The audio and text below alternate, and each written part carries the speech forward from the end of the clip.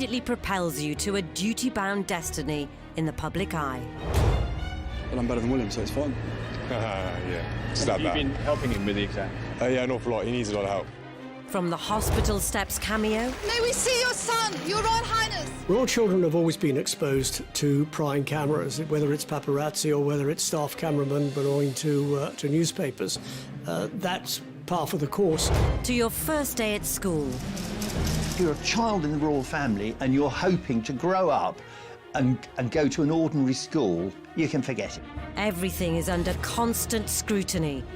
Elizabeth and Margaret and other royal children have to live in this gilded cage, which has many wonderful features, but it's also a bit of a prison. As royal commentators dispel the myth of the monarchy, They ended up with the king doing the conga round the staterooms of Buckingham Palace. experts will break down key archive from crucial moments in royal history. It was a fairy tale created by the Grimm brothers. Anybody entering the royal circles needs to come with their A game. So prepare to discover what actually happens when blue blood runs red. What have you been doing in here all day? This is The Royals Revealed.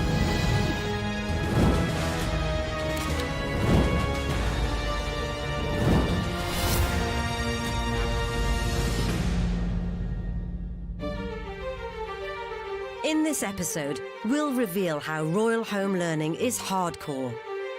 The mantra was to spoil the child is to spoil the adult. You've got a mother who is, if you like, mother to the nation, and her own son feels remote from that, removed from that. And how classrooms can be cruel. He hated his time at Cheam largely because he was very badly bullied. Charles sadly always looked uncomfortable in his own skin. Attempts at adolescent individualism are admonished. Those who are in any way imaginative like he is quickly find themselves out on a limb. Some royals may decide not to give their children the HRH title because it gives them more freedom. And hints of defying conventions scorned. It absolutely terrified the courtiers because they thought she might actually do this. She was seen as a bit of a loose cannon. So as the pressures of accountability to the firm weigh heavy, is it any surprise the royals have rarely passed through their education with flying colours? But I've never seen anything quite like it before. I think I got quite a large one here. It's very, very large indeed. With the Queen now in her 90s, her childhood may seem like a distant memory. But the strength of character she has displayed throughout her reign was forged in her formative years. Thanks to the discipline of no-nonsense nanny, Clara Knight. The mantra was to spoil the child is to spoil the adult. She was quite switched-on lady and an influence in those early days of Princess Elizabeth. And played an important part in her life because Princess Elizabeth's parents, who were then the Duke and Duchess of York, were busy working in support of George V. What Nanny said, Nanny was obeyed.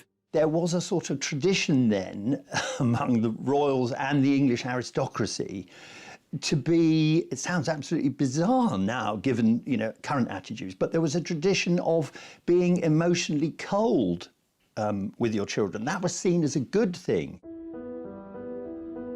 These orders had been instigated by Elizabeth's grandma, Queen Mary, the matriarchal force of the family. She impressed on Elizabeth the need to understand that she would always be watched. She couldn't do anything where there wasn't a risk of criticism. So there's a famous story where Queen Mary said to the governors, you must teach that child not to fidget. And what that would have done is she would have internalized that messaging from very early on and learned to follow the rules, be a good girl and conform. And that might be one of the pillars of how she functions, self-discipline, self-control and duty. And she seems to have learned that lesson incredibly well. Famously, she's supposed to have remarkable bladder control. She can sit through hours of sometimes rather boring events without ever falling asleep or having to get up and go out of the room. Nannies have been hugely important to the royals over the decades because, especially with the case with older generations, they have helped to bring the royals up.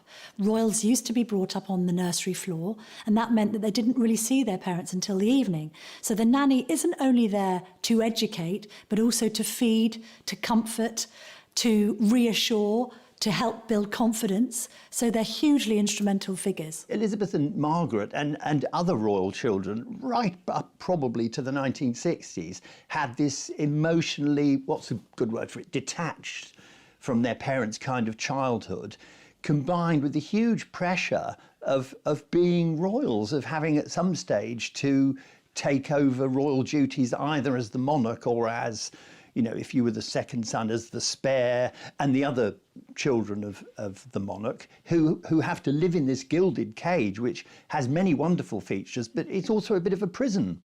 Princess Elizabeth sort of took it in her stride with all the nannies and governesses that looked after her. Elizabeth had a French governess, taught her French, and to this day the Queen speaks French.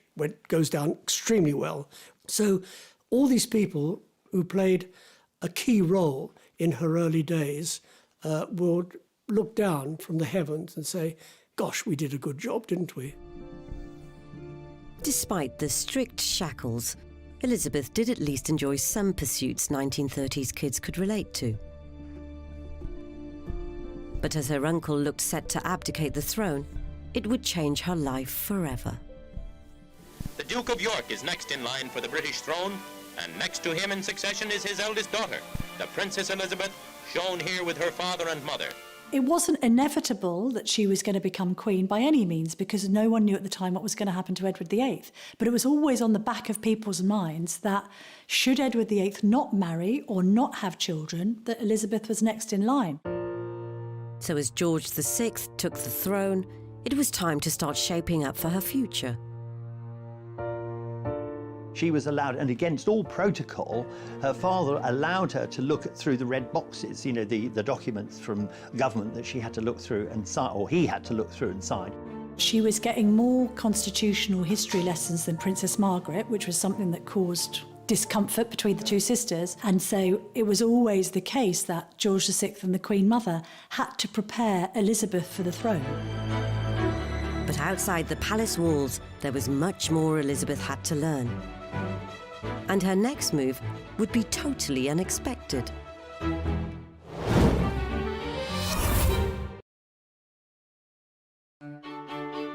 As Princess Elizabeth reached her late teens, she was considered timid to the point of gaucheness.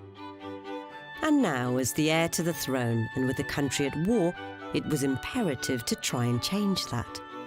When Princess Elizabeth joined the Auxiliary Territorial Service, she felt that it was time for her to do something. She had been a brownie, she had been a girl guide, she'd been a sea ranger. She wanted to do something useful. And so, at the age of 18, she duly swapped the pageantry of being a princess for boiler suits and oil-stained fingers. She felt that she should be leading by example, even in those early days. It's easy to be cynical and say, oh, this was just good PR. But there certainly was a PR element, but there was also a genuine feeling. Elizabeth had a genuine sense that she should do this. I think we're getting more clues about the real Queen from the ATS stuff. I think she's been more revealing. She's not doing that by being all singing or dancing, but I think she was marinated in this kind of royal duty role and always looking like the little princess and almost being quite motherly to her sister as well, and being very ladylike. And suddenly it's an almost unisex role where she can use her skills and her brain in work that was known as man's work in those days. And she was clearly very good at it. She still loves to show off that she can do all of that kind of thing. So I think she probably knew this was going to be her only chance to revel in a life like that, because after that it was going to be all about crowns and elegance and being incredibly ladylike. There was also the chance to experience the freedom of having her own set of wheels.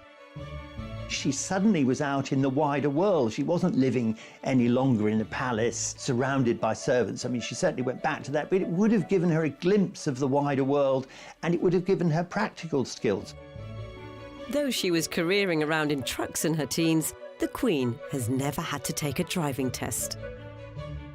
Queens don't take tests, certainly not in those days. She learned to drive on the private estate. She doesn't drive on public roads at all, so there's no need to take a test. She's a good driver even today. I've driven with her, never worried at all. But if there was a trace of the regimented lifestyle being eased, that all evaporated a few years later with her father's death, as the premature end of one reign meant the sooner than expected start of hers. The biggest test for Elizabeth certainly came when her father died. And I think also Elizabeth, she did have a strong sense of the history of the royal family, and she knew that her situation as a very young woman becoming the monarch of what was still then a pretty big empire, was paralleled by her ancestor Queen Victoria, who became queen at a very young age and was remarkable in very quickly getting a grip on what was seen as, in Victorian times, an even more difficult task for a young woman. The shock of her father's death was trauma enough. Then Elizabeth had to step into becoming queen at the age of only 25. Now, when somebody experiences the traumatic loss of a parent, sometimes their way of dealing with it is to throw themselves into work. And I wonder whether this is something that she did. She just focused on her duty. The narrowness of her education was the perfect preparation for being the monarch, because she's very single-minded. She hasn't been distracted by all sorts of other intellectual possibilities. And so that focus has enabled her to hardly put her foot wrong for decades while she does this one job that she's really, really good at. But no matter how well she took to becoming the monarch, her sense of duty had a knock-on effect for her own offspring. Charles was a lonely child, primarily because the Queen had to go off and do the job for which she was anointed to, and therefore had to leave the children around. Prince Charles was only 3 when his mother became queen and knew no different. So from that point onwards, his destiny, his path was marked out before him, even when he was just a toddler. You've got a mother who is, if you like, mother to the nation, and her own son feels remote from that, removed from that. And I wonder whether, from his point of view, that psychological and emotional bonding and closeness didn't happen in a way that made him feel secure with her. By the time he was 8, the Queen and Prince Philip decided Charles needed the company of children in a classroom. Someone said he thinks too much for someone so young. And throughout his life, but especially when he was a child, it's very clear that he was, I wouldn't say oversensitive, but certainly more sensitive than would work to his advantage. So Charles became the first heir to be educated outside the palace. He hated his time at Cheam largely because he was very badly bullied. I think he didn't particularly enjoy being away from home and was terribly homesick. The students there seemed to perceive that if they befriended Prince Charles, they would be accused of sucking up. Even Sports Day, supposedly one of the highlights of the term, brought the embarrassment of having to introduce his parents to his classmates. And his exacting father wouldn't have been impressed by his aptitude for competition. Philip's answer? Get tougher. He's making the decisions about what happens to the children and where they're educated. And he wants his son to go to Gordonston, where he feels his sensitive child needs to be toughened up. Although Gordonston suited a character like the Duke of Edinburgh down to the ground, very self-possessed, more academic, with great sporting prowess, it was absolutely the wrong environment for a boy as sensitive as Prince Charles was. He still hasn't fully forgiven his father, even now, all these years later, for those early experiences. Having made it through his hardships in the Scottish Highlands, ending up as head boy with 5 O-levels and 2 A-levels, Charles made his way to Cambridge. Prince Charles famously was admitted to Cambridge with grades at his A-levels that no other human in the world could possibly use to get into Cambridge.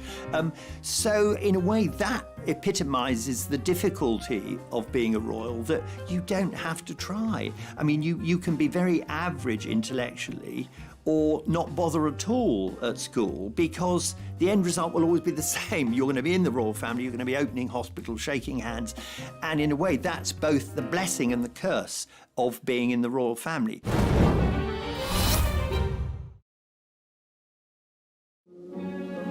Prince Charles, the future King of England, becomes a college freshman. Lord Butler, Master of Trinity, greets the Prince, who will major in archaeology and anthropology. The heir to the throne looks like his mother and walks like his father. I think you have to remember, for Charles, there wasn't a comfort zone. So although we're seeing a guy here that is well out of his comfort zone, that comfort zone never existed. Charles, sadly, always looked uncomfortable in his own skin. Charles's grandfather and great-grandfather were both students here. Well-wishers shouted, "Good luck," and the Prince replied, "I'll need it." And I love the way that he kind of cracked open a royal gesture that is used a lot in emergencies here, which I call the pointless point. So when in doubt, they point at things, but it makes them look engaged, but without actually speaking. And you can see him, apropos of nothing, just pointing here. So he was clearly feeling uncomfortable. I talked to someone who was at Cambridge at the same time who said that Charles was always on the edge of things. I mean, he did join in formally, but it was always difficult for him, impossible, in fact, to be treated just as one of the other students. Do you know, I actually saw him there. We had a school day outing at Trinity, and imagine a load of giggly schoolgirls, and he walked across the quadrangle behind us. Well, can you imagine? He was always easily embarrassed. His cheeks went absolutely crimson. Undoubtedly, his most striking contribution to student life was as a member of the college's drama group. And here I am, showing just how adaptable the sports commentator can be. All alone on in a deep-sea fishing boat with just my rod and line, the great unknown, a few helicopters and ASDIC, but yes, I do believe I got a bite. I think he threw himself into theatre because that is what was the one aspect of schooling life that he had enjoyed and that he was actually quite good at. His versatility encompassed enthusiastic sports reporter. Take up the straight. This is most exciting, ladies and gentlemen. I've never seen anything quite like it before. I think I got quite a large one here. It's very, very large indeed. An eccentric guy besieged by hostile bagpipes.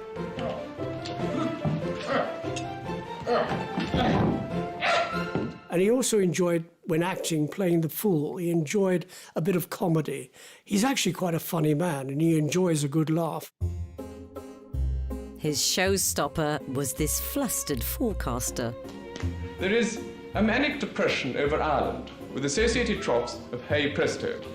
An obsession under Sweden may develop or be relieved by a warm front. Behind that will come a cold back. Whatever comes next.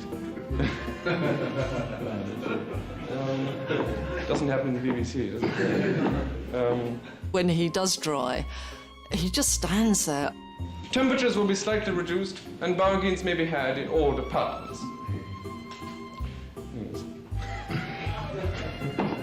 See how we need a dress rehearsal. And his cheeks go absolutely livid and we can see them getting redder and redder and redder, so we know he's dying inside. Oh, yes, he is. But I suppose, you know, he'd been pushed at Gordonston, he'd been pushed all his life. You could probably hear the Duke of Edinburgh yelling at him, "You should never have done this anyway, but now you're up there, you've got to finish it." Fortunately, he remembered his studies better than his lines and wound up with a 2-2. Oh, yes, I know. Legend has it the bodyguard who was present at all the lectures got a 2-1. He's one of these people, and there are a lot out there, who learn a lot more out of school than you learn in school. He's a very well-read person. He's a very intelligent person, and he'll put himself to any topic of conversation. You'll never stump him when it comes to conversing.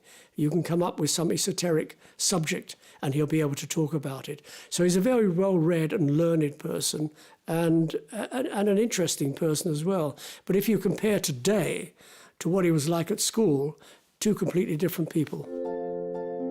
When Charles became a father to William in 1982 and Harry in 1984, outward appearances may have portrayed one of harmony.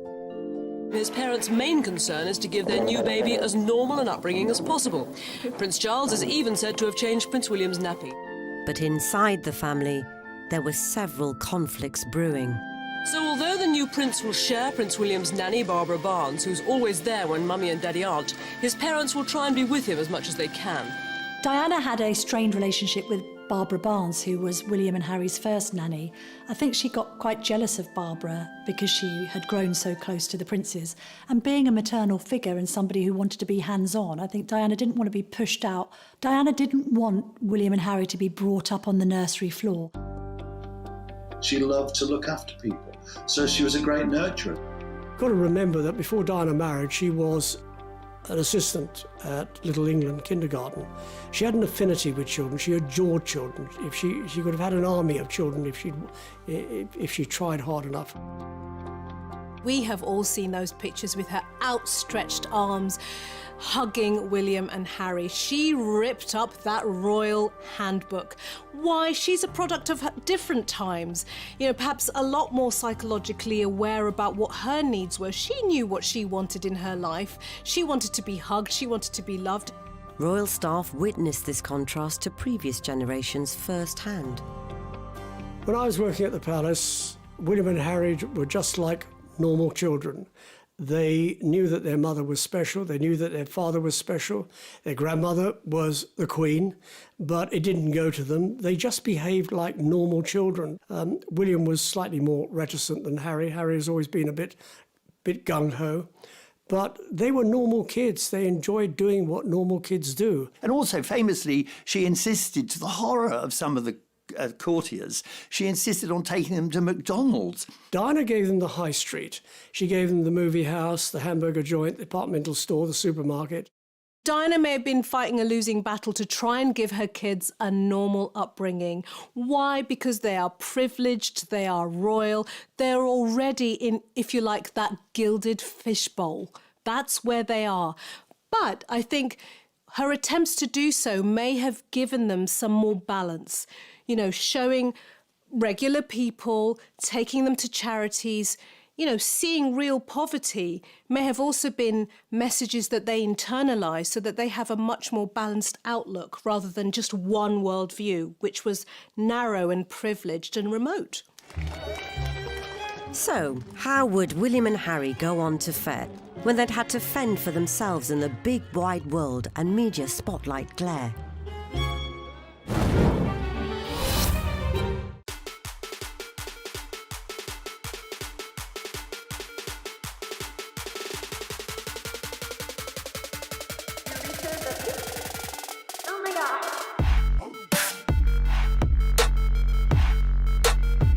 In comparison to previous royal generations, Prince William and Prince Harry's childhood seem to have come with perhaps a bit more freedom than their predecessors. But even playtime was never really normal. But this year, at midday in the old fire station yard of Sandringham House, the Queen had laid on a treat for the press. A treat, too, for the grandchildren, who are allowed to play on the ancient appliance. There's a kind of an intentional gesture here that, no, this is just a photo opportunity. We do it to keep the press off our backs, and those kids will probably just stand there doing the royal thing, and the Queen will stand there next to them with approval signals, and all will be well. But what they hadn't reckoned on was Harry and William. It is absolutely hilarious. Diana's boys come flying out. Those boys have no heed of the camera whatsoever, and that's quite remarkable. They just see the fire engine, and it's Major Clamber time, and you can see Diana just standing there, not intervening, because clearly she wanted normal children, normal boisterous children. But the Queen is almost quietly imploding. You do not see the Queen using body language very much. It's as rare as hen's teeth. But there's a huge display here. She emerges anyway with an unusual hand gesture for her, meshed fingers in the clasp. And I think that's because she's holding on to her temper for dear life. She also, when she comes out, you can see her licking her lips, which is a sign that the adrenaline is beginning to build up, that all is perhaps not well in the firm at that point. And then you can see her face when she's watching them clambering around. And again, she's biting her tongue to not tell those children off. And it's very much old-fashioned royal parenting as opposed to Diana's hands off, they're young, let them have a good time. So I think Philip and Elizabeth, when they saw Diana doing this very modern version of parenting, not wanting to go away on official trips too often to be away from the children, I think they felt that Diana was taking it too far. And that's where we reached the point where duty and private life come into conflict. I think the Queen, Charles, and Prince Philip felt that Diana was sacrificing duty to some extent to this notion that she had that she should be an ordinary mother. But did Charles's worries have an even more damaging effect on the family dynamic? Someone said to me, Charles was jealous of all the attention that William and Harry got from Diana, which takes us into the whole psychology of perhaps Charles needing someone to mother him. Ever since Prince Charles became the first heir to be schooled outside the palace, any subsequent royal foray into education has grabbed the media's attention. Royal children have always been exposed to prying cameras, whether it's paparazzi or whether it's staff cameramen belonging to newspapers. That's par for the course. Royals kind of have to make a fuss of their children's first day at school because we demand to see the pictures. For William and Harry, this fascination began at nursery. Prince William is an old hand. He went to this school for a year. The Princess of Wales made sure young Harry was centre stage for the well-practised wave. I'm not sure the royal children particularly enjoy it, but it's just a royal rite of passage. 2 hours later, the young prince left for home. He'd made a pair of binoculars and showed a joyous determination to beat the press at their own game. The Paps were a constant for every new first day that followed. William and Harry started their schooling life at Wetherby Prep before moving on to Ludgrove and then going to Eton. There was an idea that Charles and Diana wanted a degree of localism towards their son's education because Charles had had such a miserable time being sent away to board at Gordonston. And I don't think Diana wanted the children to be too far away either.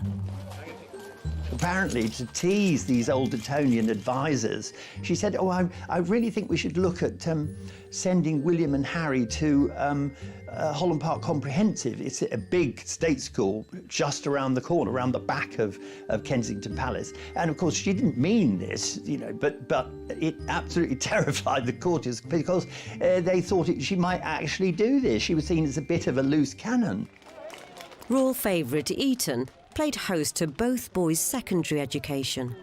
If you're a child in the royal family and you're hoping to grow up and go to an ordinary school, you can forget it because like nannies and governesses, public school is just seen as an essential part of growing up as a royal. They were probably teased a bit when they went to school because although they went to school as William Wales and Henry Wales or Harry Wales, people knew that they were both princes and Prince Charles was one day going to be king. They were expected to deliver the grades, yet Harry seemed to play the fool. He experienced his parents' divorce, which would have had its own emotional trauma. His mother tragically and violently dies. That's another emotional trauma. At 17, he's called a pothead, so he's already rebelling, a lot like lots of different young people do. It's a developmental stage, saying, I don't want to follow my parents, I want to follow my peers. Harry left Eton with 2 A-levels, a B in art and D in geography. William, on the other hand, took his education further. So far, in fact, it was in another country. to the delight of fellow St Andrews alumni like Kate Middleton's Hall's neighbour, Helen McCardle. Those of us who were residents in St Salvator's Hall were taken into the common room, and we were told at that meeting that, in no uncertain terms, we couldn't speak to the press about him. But he didn't turn up alone. Prince William did have 2 security guards or bodyguards who were with him, and they stayed in the Hall of Residence. And actually, his 2 bodyguards were so sort of unassuming that for a long time, a lot of us just thought they were mature students. We didn't actually realise they were his bodyguards. As he dynamically strode to his local newsagent for student essentials, such as a notepad, William hoped he'd blend into the undergrad crowd, but that was unlikely. You have, lecture theatres absolutely packed out, people sort of craning their neck to try and get a look at Prince William. He even experimented with nicknames to aid unlikely anonymity. Some people used to refer to Prince William as Steve as a nickname, and I think we used to refer to Prince William sometimes as P. Willie. But he couldn't hide behind an alias after celebrating the end of first year. Prince William had been coming back with some of his friends, and he had stumbled and fallen into the bushes outside the Hall of Residence, and his bodyguards basically had to go in and retrieve him and pull him out and take him off to bed. But the bodyguard's rescue mission didn't end there. Some of the people whose bedrooms overlooked the front of the halls and overlooked these bushes had been, taking photos outside of the window, and apparently the bodyguards came round to confiscate the film from their phones. William had also been the centre of Hall's matchmaking gossip. So definitely in first year, everyone did notice that Kate and William spent an awful lot of time together. You would see him standing outside her room, maybe in the doorway, talking to her. You would see both of them coming and going from lectures together. You knew there was definitely a close friendship there. By the time of their graduation, Kate and William were very much an item, as all the family turned out in support. William Wales. This was a proud day for the family and an occasion with its own quirky traditions, like being patted on the head with a leather pouch containing a fragment of the trousers of a 16th century preacher. Peculiar, you said it. The perfect curtain raiser, then, to a royal life. Meanwhile, it was no surprise that Harry had ditched education to pursue a life in the army. Even as a little boy, he'd dress up in his commando camouflage gear, and if you were waiting in the sitting room at Kensington Palace, you might see a little toy rifle come round the door first, followed by Prince Harry. He was, in a way, always wanted to be a career soldier. For the first time in his life, he realised he was really good at something. Much had been made of his academic record by himself, actually. He used to laugh and joke that he wasn't academic and couldn't get good marks in anything. Harry had gained a place at Sandhurst, despite having not been to university, and even more remarkably, was eventually selected for the elite Apache co-pilot gunner course, which put him on a collision course with William, now himself a qualified pilot with the RAF. The brothers had always enjoyed a healthy rivalry throughout their lives, from impromptu sprints to cheeky fouls on the football pitch. Both are quite stubborn. Both are extremely competitive. The military brings out a spirit of competition, and I think there may have been resentment on William's behalf that Harry got to serve on the front line and he didn't. Now they had to contend with living and working together. Exams never been my favourite, and I always knew that I was going to find it harder than most people, but I'm through that now, and finally got hands-on to a job that I absolutely adore. It is still hard work, but I'm better than William, so it's fine. Yeah, Have you been helping him with the exam? Yeah, an awful lot. He needs a lot of help. It's the RAF way, so you have to help the army out quite a lot. Banter is always a dangerous game to play when you don't use a lot of eye connect and you're not completely tuned into the other person, and the other person, particularly if they begin to change, if they begin to grow up, if they begin to want to be seen in a slightly more dignified way at times, and you've still got this chipping away banter, it can turn into conflict very easily. And you got off the ground yet? Sorry? You got off the ground yet? I've just got off the ground, yeah. Oh, okay. Thank you. Thanks for asking. What you've also got here in this plot twist of a dynamic is one is always in the one-up position because he's heir to the throne. So you've got the other brother who may feel that he often has to prove himself. This is quite a special moment for you two, isn't it? Because this is possibly the last time you'll be living together. First and last time we'll be living together. It's been a fairly emotional experience. Yeah. How much inter-service rivalry is there between you two? None at all. No, not at all, really. I mean, everyone knows the Army's better than the I'm an old RAF. cavalry boy anyway, so it's fine. There's good bands between Army pilots and RAF pilots, obviously, as well. And the Naval pilots just, in the background, they didn't do anything, so it's fine. In terms of body language, there are a few flashing warning lights here, because banter's great, but it can become not great if you go out of kilter. Well, bearing in mind I cook him and feed him basically every day, I think he's done rather well. You told us the other week that he did all the washing up. He does do a bit of the washing up, then he leaves most of it in the sink, and then it comes back in the morning and I have to wash it up. Oh, the lies. Unbelievable. And when you watch people who are very, very good at banter and continue to be good at it, when they're joking about the other person, and the joking can be quite vicious, I mean, William, very humiliating with Harry, keeps bantering him back to being a naughty boy that won't do the washing up, oh, he snores, all these kind of things. And that, if you're going to do that, you can maybe get away with it, but your body language needs to be in tune. You need to be watching one another all the time and checking that that's not hurting, that you're not getting annoyed with that, and that you're in the right circumstances. And it's somebody's birthday on Sunday. Are you a bit nervous? Any presents you want your brother to get for you?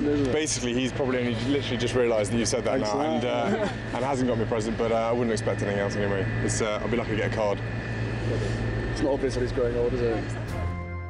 With the brotherly bond potentially wavering, further differences would continue to emerge between them as they entered fatherhood. Excited the nation and sparked a media frenzy. Ahead of him, all the strangeness and the razzmatazz of being the son of the future king. Wonderful, this news about Princess Margaret having a baby. I think it's gorgeous. We've even placed bets on what they'll be called. Have you any choice of a name? Not really, I hadn't thought about it. Perhaps Hugh, a Welsh name. A Welsh name, you think? Yes, I think so. I actually think they should have called him Henry. I like the idea of Henry the Ninth. Henry the Ninth! With Prince William a father of 3 and Harry welcoming Archie into the world, scrutiny surrounds how the new generation will be raised. And the Cambridges have gone down a traditional route. Sometimes their nanny, Maria, wears her Norland nanny uniform because when in public, everyone needs to be dressed appropriately. So what makes a Norland nanny a cut above the rest? So Norland College has been around for 128 years. It started initially as a training institute to train young people in working with young children. Norland has worked with many different families, including royalty, all around the world. And we do work hard to ensure that, whoever our graduates go on to work with, that it remains confidential. They may blend in, but do they look familiar? The urban myth is that actually Mary Poppins was role modelled on the nursery nurses that Norland generated. In fact, the uniform or the costume that Mary Poppins wore was very closely linked to the uniform that the nursery nurses first started to wear in those days. And this idea of having a uniform, if you like, for your role was one of the key ways that our founder tried to distinguish the nursery nurse role or the nanny role from other staff in the household. Their discretion isn't the only Secret Service element. We have a black belt taekwondo expert come in and really just instruct our students in some of those sort of key aspects of what to do, perhaps in a difficult situation. Because should someone try to snatch a baby, for example, instead of just panicking, they will know how to react and respond. We're not expecting them all to go out, as some people have put it, as ninja nannies. And again, with the military intelligence officers who come in, we're not trying to train them to be James Bond, although jokes have been made about that. We're just trying to raise their awareness, their composure, helping them to feel able to manage a difficult situation. So it's no surprise they get the Royal Seal of Approval. The demand has always outstripped the supply as well. So, for example, at the moment we have 6 jobs for every graduate. So we have 100% employability. However, whilst the Cambridge clan are guarded by their nanny superheroes in training, Harry and Meghan have decided against Norland recruitment for Archie. And furthermore, the newest Windsor won't even have a title. Some royals may decide not to give their children the HRH title because it gives them more freedom to make connections with other people, to come across as more relatable, and also takes away that kind of burden of responsibility and worry about how am I going to be treated differently or how am I going to be received if I have this title. 2 such untitled royals are Zara and Peter Phillips, who've been in the periphery ever since Harry's christening. The Queen talked to Princess Anne's children, not about the baby, but about a new puppy. It's called Dash. Dash. And you know the word you use when you're cross. Dash. It comes out frightfully well as a dog's name, you see. In the case of somebody like Zara Phillips, not having the title has meant she's been freer to do what she likes, although she hasn't been able to enjoy the financial trappings of royal life. Yes, she's not short of a few bob, and obviously Princess Anne can help her out with money, but she doesn't receive any public money and never has. Prince Harry has looked at Zara and Peter Phillips's upbringing, realised that they're not shackled by the trappings of royal life because they don't have titles, and that's influenced his and Meghan's decision to not give Archie a title. Though forfeiting an HRH can prove costly in the long run. If you're classified as His Royal Highness or Her Royal Highness, HRH initials in front of your name, that's actually very important. It means you qualify for public support, whether it's travel or whether it's security or anything else. When Princess Diana divorced, she had that taken away and found herself without any support whatsoever. But the fact that Harry has kept his, although he says he won't use it, means he does qualify for support. I'm very sympathetic to Harry in a sense that he found it quite difficult to fit in with the royal family, which is rather starchy. And those who are in any way imaginative like he is, or his mother was, quickly find themselves out in a limb.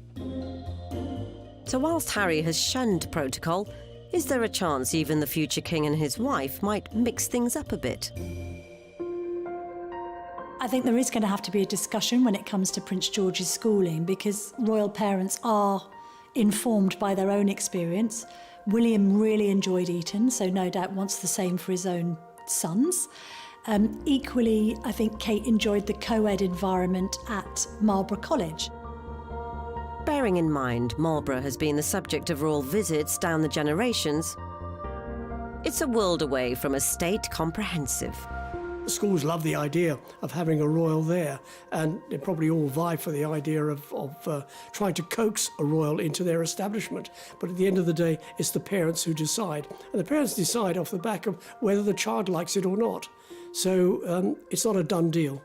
Kate and William are, by all accounts, they're just like normal parents, whatever that means. They're very affectionate. The Duke and Duchess of Cambridge really appear to have stepped up to the plate. The institution has learnt that it's very important, if members of the royal family have children, they should be allowed to have that quality time in the early years of the child's upbringing, to be there for them, to be there in the morning, to be there at bedtime, to be there to pick them up from school. Also, if you look beyond Prince William, and I appreciate that's some time away, but you see Prince George and Princess Charlotte and Prince Louis lined up. So that's the next generation of monarchy. We don't know what the monarchy is going to look like by then, and it could be even more modern than it is now.